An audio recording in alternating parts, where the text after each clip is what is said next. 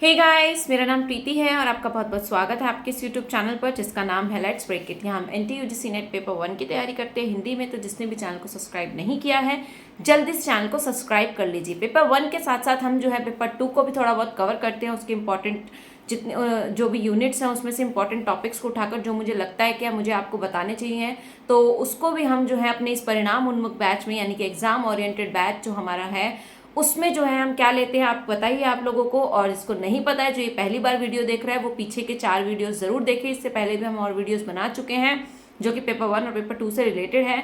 वहां पर जो है हमने ट्रिक से समझाया कि किस तरीके से हम क्या है इंपॉर्टेंट टॉपिक्स को याद कर सकते हैं। तो आज का हमारा टॉपिक है परिणाम उन्मुख बैच का जो है आपका हिंदी यानी कि पेपर 2 का जो है पेपर 2 यानी कि हिंदी का हमारा तीसरा यूनिट यानी कि तीसरी इकाई को हम देखने वाले हैं जो कि क्या है साहित्य शास्त्र। ठीक है, जिसके अंतर्गत हम क्या पढ़ते हैं भारतीय काव्य शास्त्र यानी कि भारतीय साहित्य शास्त्र और पाश्चात्य साहित्य शास्त्र। इन दोनों को हमें देखना होता है। पहले तो मैं यही बता दूं। और दूसरी इंपॉर्टेंट चीज क्या इंपॉर्टेंट है कि जो कि इसका जो वेटेज है मतलब इस यूनिट का इस इकाई 3 का जो वेटेज है ना आपका बहुत ज़्यादा रहता है आपके एग्जाम में। लगभग मान के चल सकते हैं 10 से 15 जो है मार्क्स का एटलीस्ट ये रहता है। कम से भी कम मैं मानूं तो 10 से 20 मार्क्स आप मानकर चल सकते हैं कि यहाँ से पूछे जाते हैं। तो क्यों नहीं यहाँ से क्वेश्चन आएंगे और उन्हें किस तरीके से हम याद करें वो हम आज बात करने वाले हैं। तो सबसे प्रॉब्लम आती है यहाँ पर किसमें, जो हमारे भारतीय काव्य शास्त्र की मैं बात करूँ तो आचार्य ने जो सूत्र दिए हैं जैसे कि आपका जो है क्या बोलते हैं जैसे काव्य लक्षण बताए हैं, काव्य हेतु बताए हैं और उसके बाद काव्य प्रयोजन बताए हैं, उसमें आपको सूत्र दिए गए हैं। उन सूत्रों को कैसे याद करें, सबसे पहला क्वेश्चन हमारे माइंड में ही आता है। कोई भी स्टूडेंट जो तैयारी कर रहा होता है उसके माइंड में ही आता है कि यार इन सूत्रों को कैसे याद करें। क्योंकि पहले तो हम हिंदी पढ़ रहे हैं, ठीक है वो हमें समझ में आता है, वो हमारी लाइन है। लेकिन संस्कृत हम पढ़ते नहीं है। संस्कृत जो है वो हमारे लिए बिल्कुल थोड़ा अलग हो जाता है जिसकी वजह से हम याद करना मुश्किल होता है। दूसरी चीज प्रॉब्लम आती है कि जो है हम इनके ग्रंथ कैसे याद करें। क्योंकि क्वेश्चन आपका कैसा आता है आपके एग्जाम में उनका सीक्वेंस पूछा जाता है। तो उनका सीक्वेंस पूछा जाता है जब आपके क्वेश्चंस का, तो उसमें भी प्रॉब्लम आती है कि किस तरीके से हम याद करें कि हमें इसका सीक्वेंस और कौन सा ग्रंथ किसका है ये भी क्वेश्चन में आता है। तो ये सब चीजों पे हम बात करेंगे और सबसे पहले बात करेंगे हम सूत्रों पर। तो सबसे पहले लेते हैं हम भामा का, जिन्होंने काव्य लक्षण का एक सूत्र दिया है क्या है शब्दार्थो सहितो काव्यम।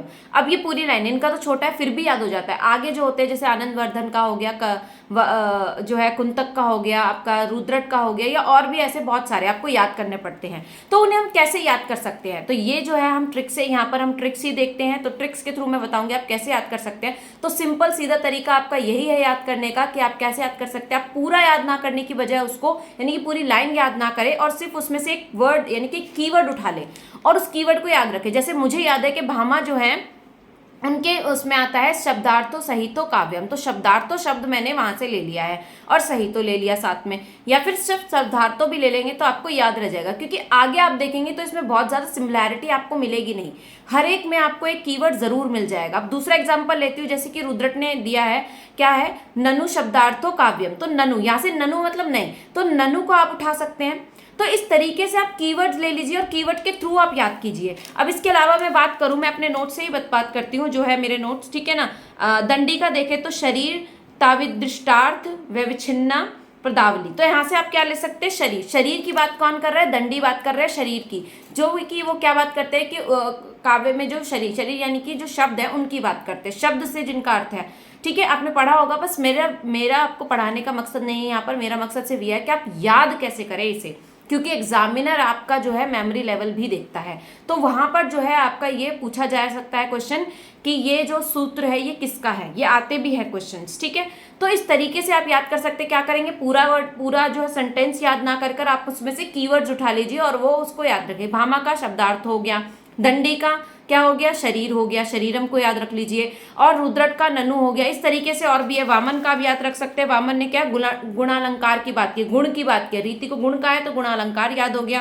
काव्य शब्दों या गुणालंकार संस्कृत्यो शब्दार्थ्यो वर्तते। देखो इतना लंबा है तो लंबा कैसे याद होगा, तो जहां पर आपको गुणालंकार दिख रहा है वो वामन हो गए।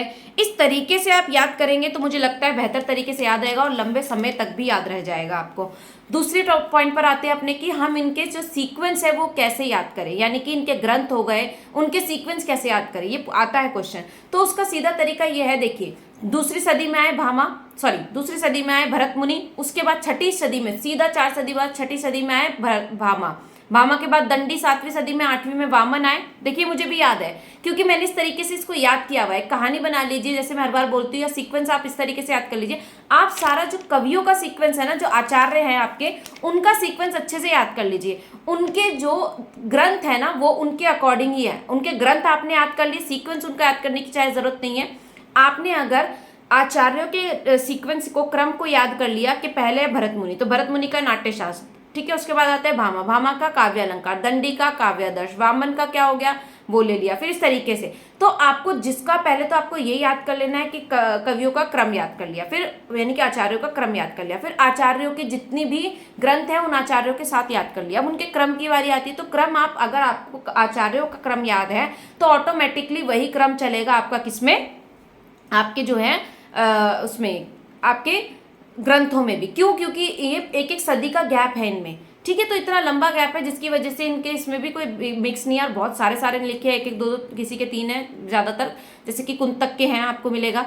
तो इस तरीके से आप याद रख सकते हैं उनको भी। कुंतक का वक्र से है, वक्रोक्ति सिद्धांत उन्होंने दिया, तो वक्र वाले वहां पर आपको मिलेंगे। तो इस तरीके से आप याद कीजिए। तरीका देखिए, एग्जामिनर आपसे ये नहीं पूछेगा कि आपने कैसे याद किया, कि आपको पूरी लाइन याद है या नहीं याद है। उसका सिर्फ मानना यह है कि आपका आंसर जो टिक किया है आपने वो करेक्ट होना चाहिए, जो ऑप्शन चूज किया है वो करेक्ट होना चाहिए। तो हम कैसे भी याद कर सकते हैं। तो याद करने का सही तरीका मुझे तो यही लगा। बाकी आपको जो अच्छा लग रहा है, आपको जिस तरीके से याद हो रहा है आप वो कर सकते हैं। ये मुझे लगा कि आप तक मुझे पहुंचाना चाहिए था, और इस तरीके से आप याद कर सकते हैं, इनका सीक्वेंस याद कर सकते हैं, ठीक है। इस तरीके से पहले आप क्या करिए, कवियों का सीक्वेंस, आचार्यों का सीक्वेंस याद कर लीजिए, और उसी के ऑटोमेटिकली आपको वो भी याद हो जाएगा। अब बात करते हैं पाश्चात्य साहित्य शास्त्र की, यानी कि पाश्चात्य आचार्यों की। सेम यही लॉजिक यहाँ पर भी लगेगा आपका। आप प्लेटो, अरस्तु, इन लोगों को ले लीजिए, सीक्वेंस इनका याद कर लीजिए। लास्ट की तरफ आपको थोड़ी दिक्कत आ सकती है, जैसे कि इलियट हो गए, इलियट और रिचर्ड्स के उसमें थोड़ा सा गड़बड़ हो सकता है उन्होंने। पर यहाँ पर भी अलग करने के लिए क्या है कि इलियट और रिचर्ड्स जो है ना, क्रिटिसिज्म की बात बहुत करते हैं। अब अगर इलियट और रिचर्ड्स को ही मिक्स करके दे दें तो यहाँ पर आपको याद करना पड़ेगा, और पीछे के जो हो गए आ जाते हैं आपके, तो वो आप वही सीक्वेंस से उनके क्रम, आप कवियों के क्रम कर लीजिए, आचार्यों के, और उनके क्रम भी ऑटोमेटिकली हो जाएगी। जो लास्ट की तरफ आते हैं उनके थोड़े मिक्स होने के चांसेस होते हैं, तो उन्हें आपको ध्यान से करना है और ध्यान से देखना है। बस यही कहूंगी कि ये जो यूनिट है आपकी, ये जो इकाई है, इकाई 3 साहित्य शास्त्र, यहाँ इसका जो है वेटेज बहुत ज़्यादा रहता है, इसीलिए इसे याद करना बहुत ज़्यादा ज़रूरी है। चलिए, तो आज का जो है वीडियो इसी के लिए डेडिकेटेड था। आई होप आपको समझ में आएगा, और अब याद करना आपके लिए आसान होगा। एक बार करके देखिए और ज़रूर याद होगा आपको। चलिए, थैंक यू सो मच।